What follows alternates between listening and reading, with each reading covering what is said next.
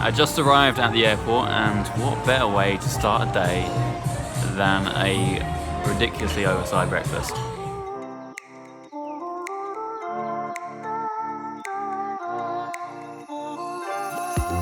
Okay, so we foolishly arrived the recommended 2 hours before the flight, and now we have to spend the next hour and a half resisting to buy stuff from the shops.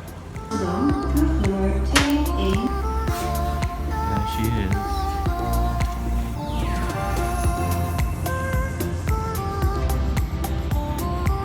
Okay, we just arrived in beautiful sunny Bucharest, and now we kind of have to figure out which one of these rooms we're staying in without any internet. Yeesh. Good luck to us. And then, you're in between? No, I'm gonna wait. Yeah. Wait, where are you in between? Whoa, Jason. You caught me at an angle? You playing me like that? How the fuck does that not work? Alright, home sweet home. Welcome to my crib. Lovely bathroom over here. Everything as usual. A bedroom. I'm not staying there. It's a little bit messy right now. And the kitchen. It's where the magic happens. The lounge. Hi Toast. Hi Jade. This is where the magic happens. Got a TV. On the balcony, we've got to check out the balcony. Now this is where the magic happens.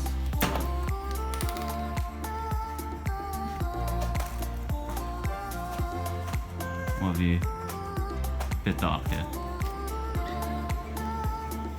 Go back inside. That's where the magic happens. It's currently 11:30 on the Thursday, night before the tournament, and we've finally decided on a lineup to bring. First up we have, of course, Token Evolve Shaman. Couldn't get away with not bringing this deck. I imagine it's going to get banned quite a lot. Then we have Highlander, Paladin. There's a lot of cards here. Bit hard to see them all really. Oh my god.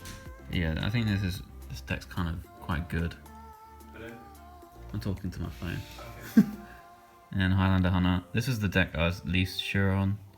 I was really struggling to find a 4th deck, and this is kind of why I settled on. Because it's got generally okay matches, and it's better than some decks against Druid, and I really wanted a lineup that was overall fairly good against Druids. And then we have a Res Priest. I was going to go with normal aggro combo Priest, but then my lineup would be very weak to Rogue. A lineup with Token Shaman and Rogue together might find combo Priest in sort of a bad situation. So I went with the Res Priest instead. And outside of Quest Shaman, Res Priest is really quite a good deck, I would say. Not many bad matchups at all, so I expect this deck to do pretty well in the tournament as well, and maybe it'll be quite popular if people have done the similar research to what I have. Yeah, there's the lineup. A general strategy is going to be banning Quest Shaman and banning Res Priest, I think. And if they don't have them, I'm just going to kind of wing it in what I'm going to ban. Hopefully we do well. Good luck to us. Tournament day is tomorrow. So whether you spent 20 minutes or 100 hours coming up with lineups, the best preparation for a tournament is a good night's sleep. So I'll do exactly that. Night night, and I'll see you tomorrow. Alright, walking on our way to game day. Toast, how are we feeling, mate? Confident, 10 out of 10. Yeah? Yeah. Dude, you're better than me. Yeah? What are you feeling? I feel like I'm going to wet myself. You think Hammer Priest will be more popular than Res Priest?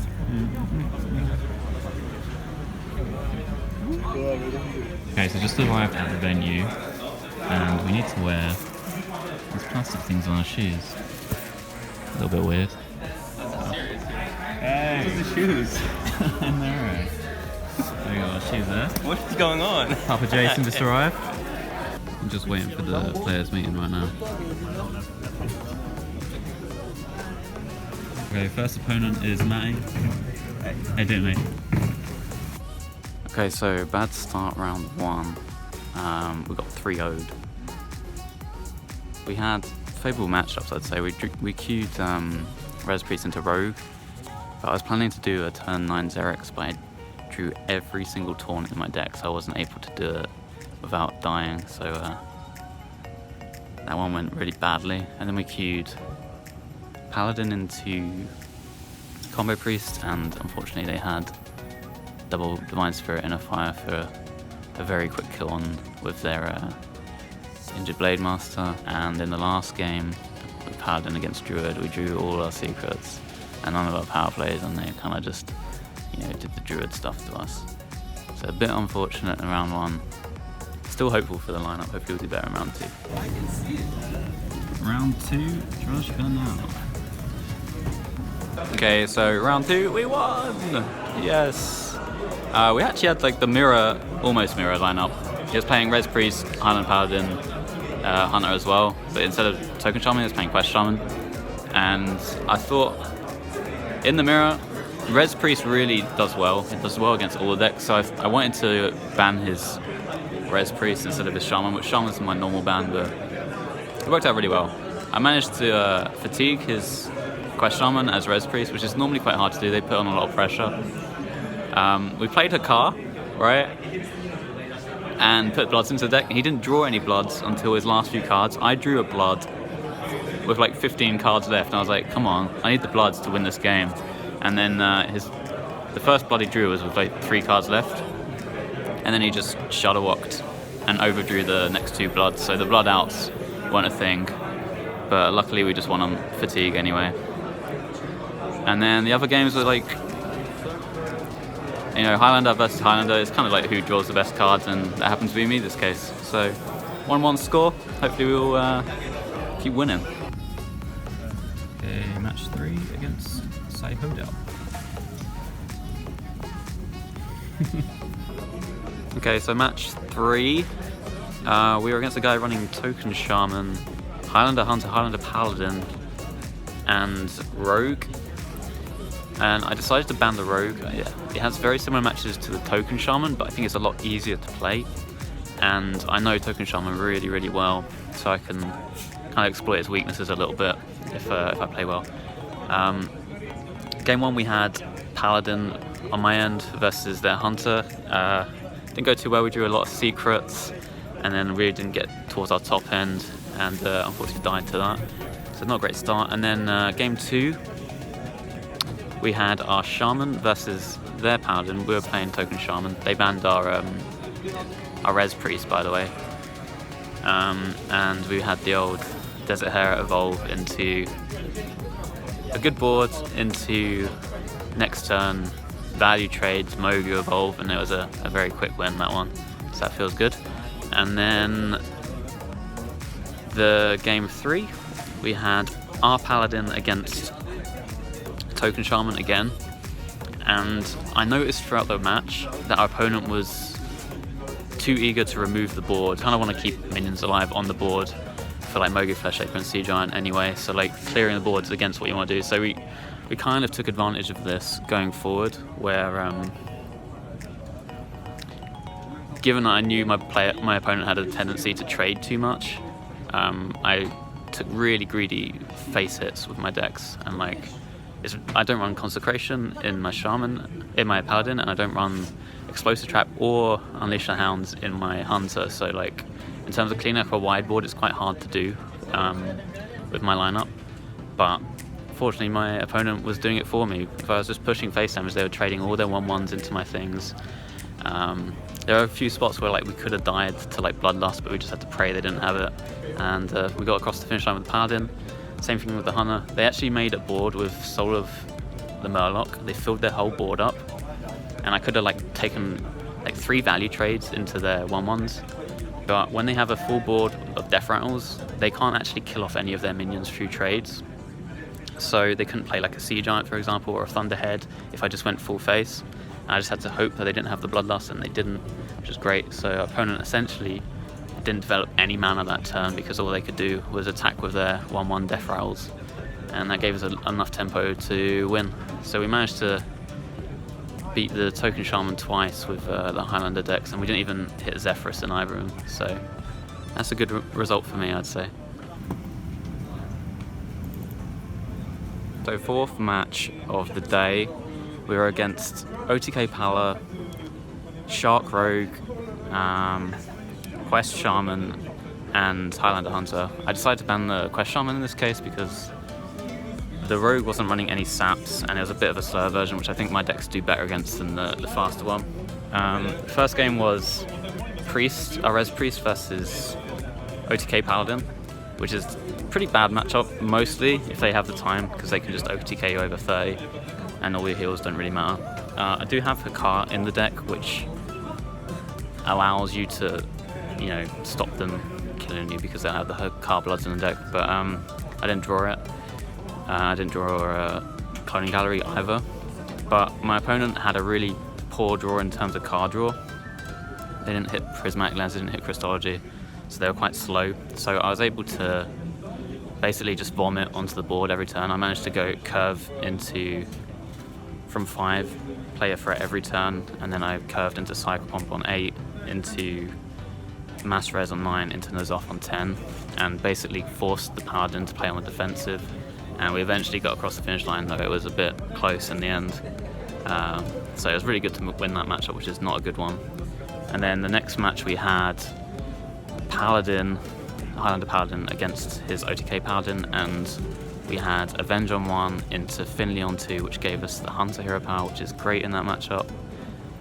So that one went really, really well. Just kept pressing the button and eventually got there. And then game 3 was Hunter versus Hunter, which I think I maybe didn't play optimally, and we ended up being like 2 off lethal right at the end, and then our opponent managed to hit their King Crush to kill us. It was a bit awkward game. I'd like to go over that one if I had some time, because I think I played it not optimally, but we had like an okay hand. So it could have been a win there, but we did lose it. And then finally we had a Hunter against the Rogue and a Hunter against the OTK Paladin. Against OTK Paladin, it's a really favourable for the Hunter, so I wasn't too worried about the rest of the series, but we ended up winning against a Rogue. We curved into Zul'jin and just won from that. So yeah, 3-1 right now. Hopefully we can end the day at 4-1. Arlington at 10 a.m. and noon. Okay, so we faced our first Control Warrior lineup. Had Control Warrior, Res Priest without Hakar, Quest Shaman, and Shark Rogue. I wanted to ban the Priest. I think that it's the easiest to play and was consistently good against my whole lineup. I expected him to ban my Shaman as well, just as like a safety, because ban Shaman's good. So I didn't want to ban his Warrior because I didn't feel like I was going to be doing the Shaman versus Warrior matchup anyway. So I think I won in the ban phase by banning his Priest. He banned my Shaman, and then we just had pretty good matches across the board with the rest of our decks. Game 1 was pretty close, but we managed to take the win with the Priest against Rogue. We managed to get a turn 6 Emperor. There was a few hands that we could have lost to face damage, but we played it safe enough, and the tempo from a turn 6 Emperor is just too much. We managed to do a board clear on turn 8 Coin, Plague of Death against their huge board. It was great. And then we did a Light Bomb plus Looking tempo for card. Gosu or PNC. If you are in the room, please make your way to the admin station. Gosu or PNC, please report to the admin station. So that was good. And then second game we had Rogue versus our Paladin, and we had Challenger on 6, but unfortunately got sapped, and that was too much tempo, and we just lost the game from there. So that was a loss, and then tied up 1-1. We played Hunter into Quest Shaman, and it was a really close game. Came down to the wire. They got a really nice evolve at the end to keep them in it, where they managed to evolve their board into a Tundra Rhino plus a Direwolf Alpha plus another beast to value trade up my board away and essentially stop lethal. And then we had to get across the line with the Zul'jin, but we managed to just about. And then game after that was Control Warrior against our Paladin, and we rolled Hunter Hero Power early, going for the small plan. We managed to do an empty board CM out on turn 7, and it was buffed to a 7/7 from history buff, but he managed to clear it from an empty board, even though we had a secret up as well, Never Surrender. They played Dr. Boom and then immediately rolled Blast Shield and then skipped one. The third Hero Power was Blast Shield again, and the fifth one again was Blast Shield, so we lost that game. And then final game we had Paladin versus Quest Shaman. We had a really good start. We had Mekaru on 1 into the 1/3 that magnetizes, and they played an Evil Totem, which was great, so we get to do a free trade there. And we had a Redemption up as well. Then they went Totem plus Taunt Lackey on the Totem, and we had the option to turn 3 Zephyrus. I chose to do a turn 3 Zephyrus and Inner Fire my 2/4 to get a clean trade on their Totem, and then put more pressure on the next turn. And then they went Desert Hare, Mogu, and I shat myself, but they had no evolve, so we're okay.